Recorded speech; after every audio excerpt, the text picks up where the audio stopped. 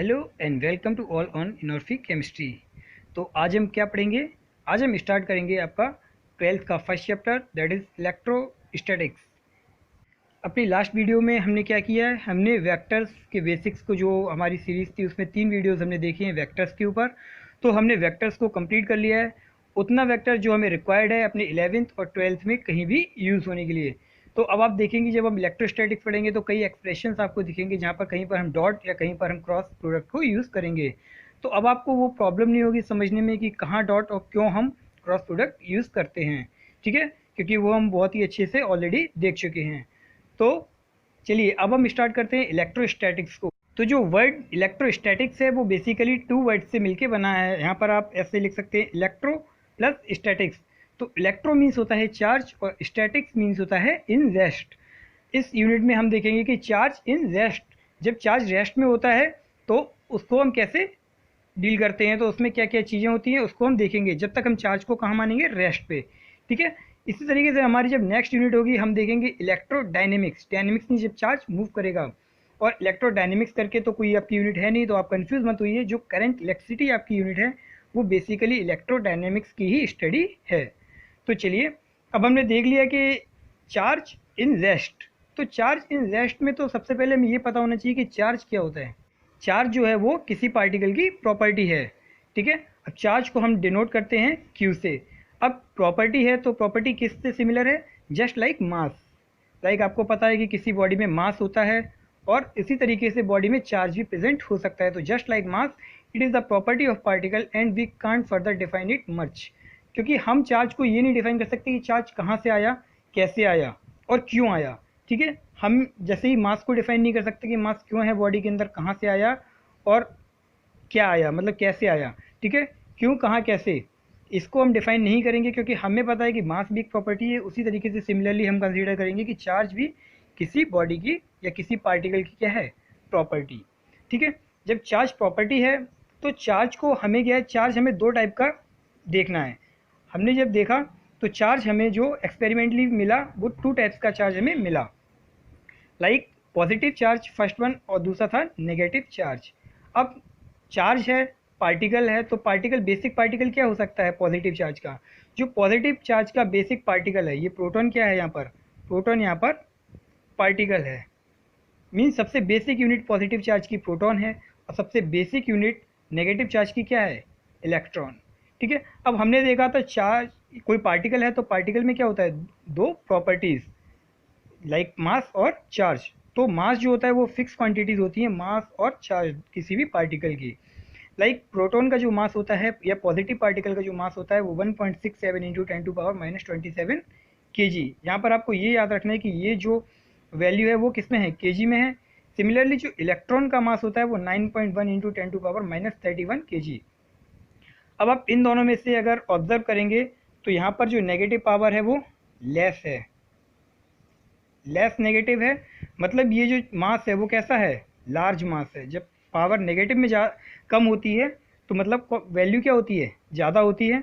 और यहाँ पर नेगेटिव में पावर ज़्यादा है तो ये जो चार्ज, ये जो मास है इलेक्ट्रॉन का, ये कैसा है, ये लेस है। मतलब हम ये कह सकते हैं कि जो इलेक्ट्रॉन है वो लाइट पार्टिकल है और ये एक हैवी पार्टिकल है, इसको हम हैवी बोल सकते हैं। और ये हमारा कैसा पार्टिकल है, ये हमारा लाइट पार्टिकल है। मीन्स इलेक्ट्रॉन हल्का होता है और प्रोटॉन जो होता है वो थोड़ा सा वेटेड होता है। तो इसलिए जो मूव करने में आसानी होती है वो नेगेटिव चार्ज को ज़्यादा होती है बजाय प्रोटॉन के, ठीक है। तो अब हम देखते हैं चार्ज।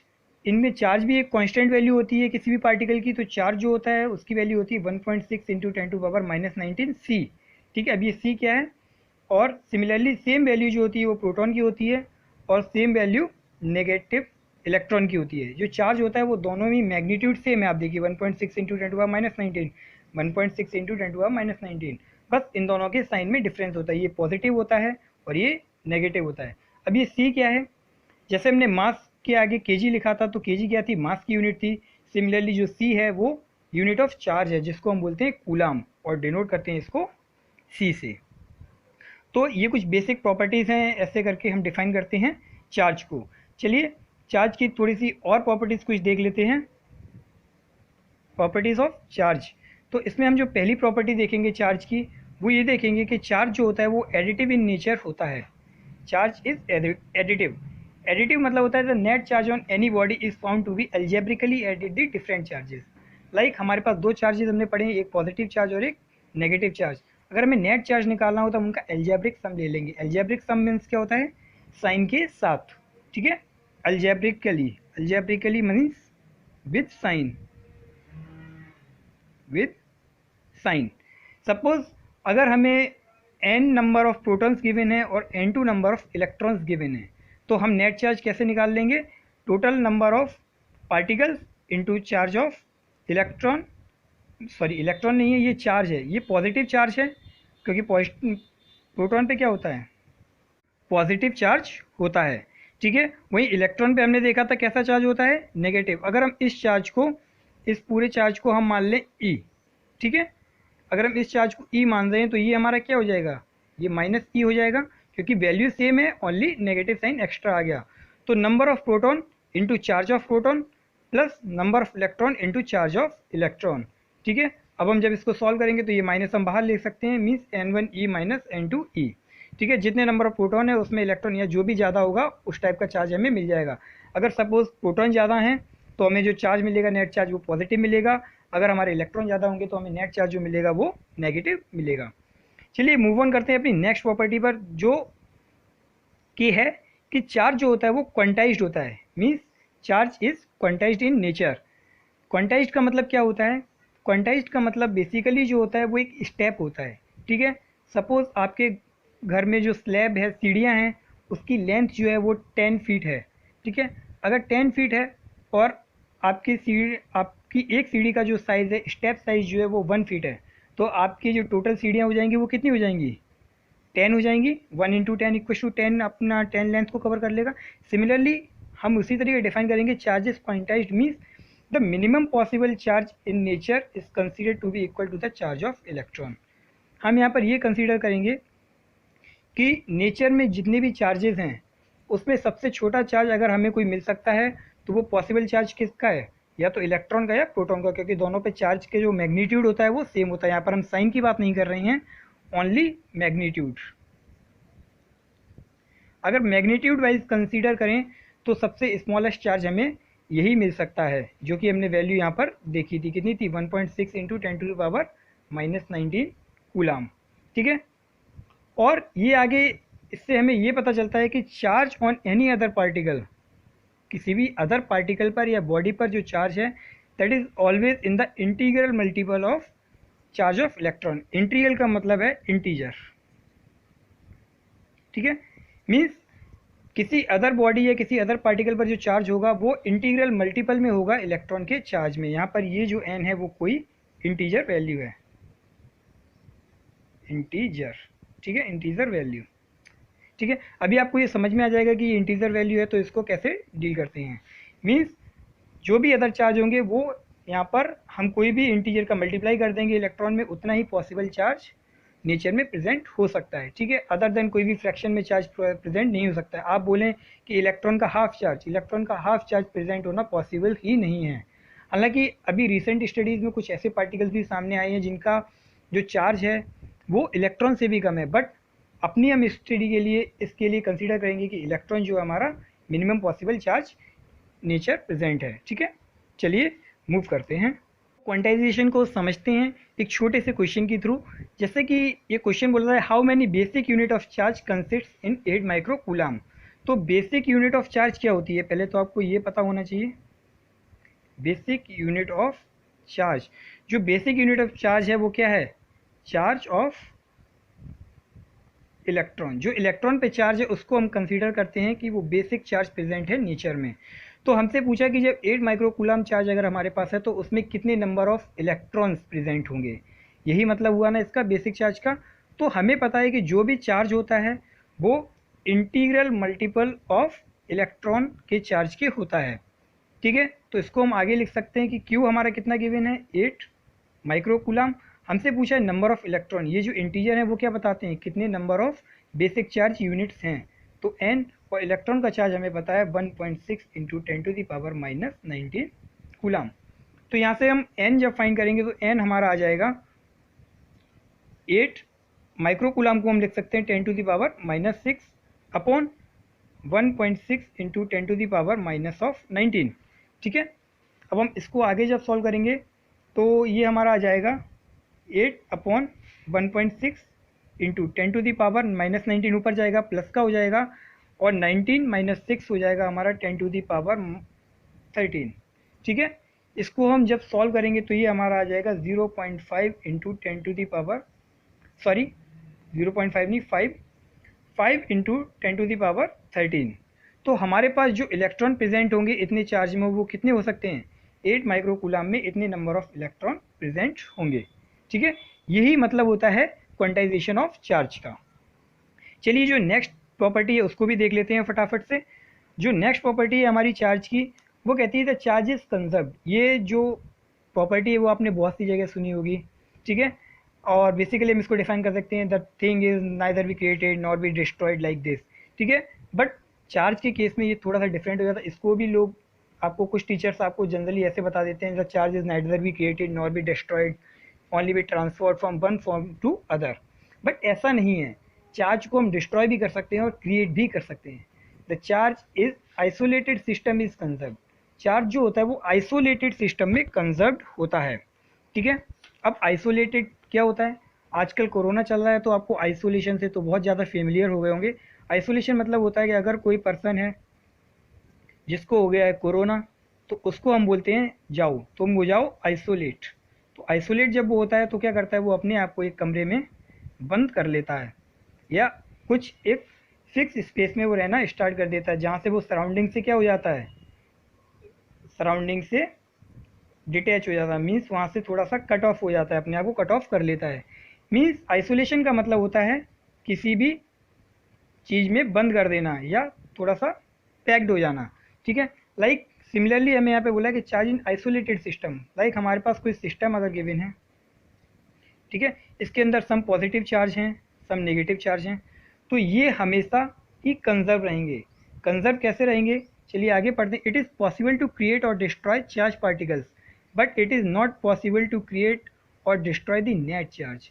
इसके अंदर हम किसी एक पार्टिकल को तो मार सकते हैं, ठीक है, बट हम ये बोलें कि हम इसमें नेगेटिव चार्ज ज़्यादा कर लेंगे, पॉजिटिव चार्ज कम कर लेंगे, ऐसा पॉसिबल नहीं है। अगर हमने एक पॉजिटिव चार्ज मारा तो उसके साथ में हमारा एक नेगेटिव चार्ज भी मर जाएगा। ठीक है, मर जाएगा मीन्स डिस्ट्रॉय हो जाएगा। अब ये कैसे हो जाएगा, वो प्रोसेस जो होती है वो आप जब रेडियो एक्टिविटी या न्यूक्लियाई पढ़ते हैं, तो हमारे एक एग्जांपल जो हमने लिया है वो है in a beta decay process. Beta decay process जो है ये आप पढ़ेंगे 12th क्लास में, चैप्टर एटम्स एंड न्यूक्लियाई में।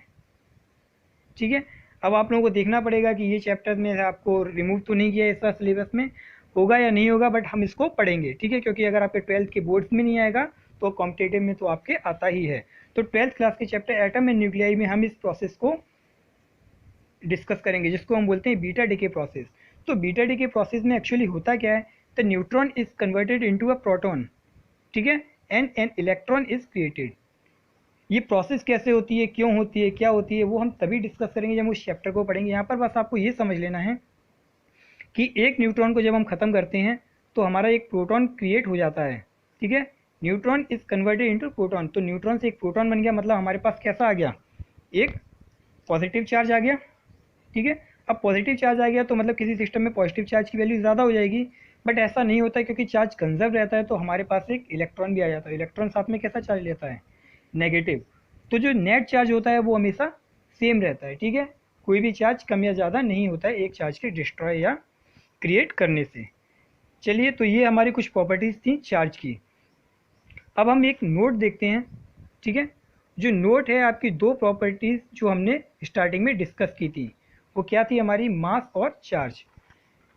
क्योंकि हमें पता है, नोट लिखा है मैंने, व्हेन टू बॉडीज़ है मास, जब किन्हीं दो बॉडीज़ के पास में क्या होता है, उनके पास अगर मास होता है तो they were attracted by a force acting between them is called the gravitation force. अगर आपने ग्रेविटेशन पढ़ा होगा 11th क्लास में, नहीं पढ़ा है तो हमारे चैनल पे भी आपको ज़रूर मिलेगा। थोड़ा सा सब्र करिए, हमारे साथ बने रहिए और पढ़ते रहिए। ठीक है, तो ग्रेविटेशन में क्या होता है, बेसिकली टू बॉडीज जिनके पास मास होता है उनके बीच में एक फोर्स एक्ट होता है, और वो फोर्स ऑलवेज कैसा होता है, हमेशा अट्रैक्टेड फोर्स होता है, अट्रैक्टिंग फोर्स होता है। ठीक है, उस फोर्स को हम बोलते हैं ग्रेविटेशन फोर्स। ये फोर्स क्यों आता है? मास की वजह से, ठीक है। जैसे कि ग्रेविटेशन फोर्स क्या होता है? Force acting between moon and earth. और हम जब पृथ्वी पे चल पा रहे हैं, अर्थ पे हम चल पा रहे हैं, या कोई भी चीज़ हम ऊपर फेंकते हैं वो नीचे आ जाती है। क्यों आ जाती है? ये सब होता है ग्रेविटेशन फोर्स की वजह से। क्योंकि मास की वजह से एक फोर्स लग रहा है, तो ऐसे ही हमने ऑब्जर्व किया कि when two bodies have charge, अगर दो बॉडीज के साथ चार्ज होता है, then also a force of attraction and repulsion acting between them. अभी क्या था, जब मास था तो हमेशा जो फोर्स लगता है वो अट्रैक्टेड फोर्स लगता है, मीन्स हमेशा फोर्स ऑफ अट्रैक्शन लगता है।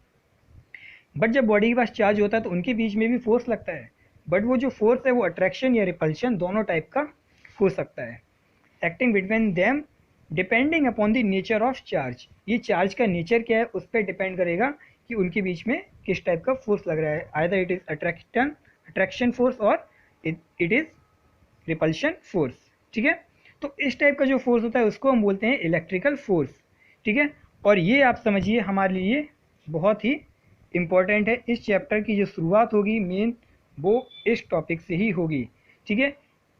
और वो हम देखेंगे अपने नेक्स्ट लेक्चर में, ठीक है। अभी हम फिर देखते हैं कि ये जो नेचर है वो कैसे डिसाइड होता है, मतलब कैसे नेचर पे डिपेंड होता है ये फोर्स। तो अगर दो चार्ज हैं, लाइक फोर्स लगने के लिए क्या ज़रूरी है? दो मास वाली बॉडी थी, एक का मास m था, स्मॉल और कैपिटल, इनके बीच में जो फोर्स लग रहा था उसको हमने ग्रेविटेशन फोर्स बोला। अभी जब चार्ज है, ठीक है, एक के पास चार्ज है और इसके पास भी चार्ज होगा, इसको हम Q है, इसके पास भी Q है, ठीक है। अब ये Q दो टाइप का पॉसिबल है, अदर ये इट इज़ पॉजिटिव और इट इज़ निगेटिव। ये सेम इसके साथ भी पॉसिबल है, ठीक है। अब इन दोनों के पास कैसा चार्ज है इस पर डिपेंड करेगा कि इन दोनों के बीच में जो फोर्स लगेगा वो कैसा लगेगा। देखिए, अगर दोनों ही पॉजिटिव हो जाएंगे या दोनों ही सेम चार्जेस के होंगे, either they both are positive और दे बोथ आर नेगेटिव। अगर ये दोनों ही पॉजिटिव या नेगेटिव होंगे तो इनके बीच में जो फोर्स लगेगा वो कैसा लगेगा? रिपल्शन का लगेगा, ठीक है। और when the charge is different तो फोर्स कैसा होगा? अट्रैक्शन फोर्स होगा। अगर एक चार्ज Q पॉजिटिव है और दूसरा चार्ज Q नेगेटिव है तो इनके बीच में जो फोर्स लगेगा वो कैसा लगेगा? अट्रैक्शन लगेगा। लाइक आपको मैग्नेट के बारे में भी पता होगा, मैग्नेट के एक साइड को जब हम पास लाते हैं तो वो एक दूसरे को रिपेल करते हैं, और वहीं अगर हम उसको पलट देते हैं एक साइड को, अगर दोनों को पलट देंगे तो नहीं, तो वो क्या करते हैं? एक दूसरे को अट्रैक्ट करते हैं। तो जब मैग्नेटिज्म पढ़ेंगे तो उसको भी पढ़ेंगे, बट अभी हम इतना समझते हैं।